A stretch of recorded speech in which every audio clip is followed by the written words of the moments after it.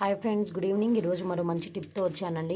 ఈరోజు కొంచెం వాన పడడం వల్ల కొంచెం అట్మాస్ఫియర్ అంతా కూడా చల్లగా ఉందండి. మనకి ఈరోజు మరో మంచి చక్కటి టిప్ అండి, తప్పకుండా పాటించండి. నేను చెప్పే టిప్స్ అన్నీ కూడా ఇంట్లోనే ఈజీగా చేసుకునేటువంటి టిప్స్ అండి.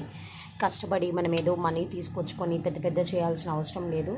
కొంచెం సమ్మర్ మనం సేవ్ చేసుకుంటే ప్లాంట్స్ అన్నీ కూడా మనకి గ్రీనరీగా చక్కగా పెరుగుతాయండి. చక్కటి మొగ్గలు వేసాయి చూడండి, చెట్లన్నీ కూడా చక్కగా మొగ్గలేసాయి.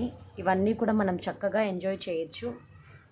అలానే నేను మీకు ఈరోజు చెప్పబోయే చిట్కా అండి, బేకింగ్ సోడా ఉంటుంది కదండి మన కేక్స్కి పఫ్స్కి వాటి చేసుకోవడానికి. దీన్ని మనం వాటర్లో మనకి ఎంత కావాలో అంత స్ప్రే చేసుకోవడానికి కానివ్వండి, లేకపోతే చెట్ల మొదల్లో పోయడానికి కానివ్వండి ఉపయోగించామనుకోండి, మనకేమైనా యాక్చువల్గా బేకింగ్ సోడా అంటేనే మనకి సోడియం డైకార్బోనేట్ కదండి.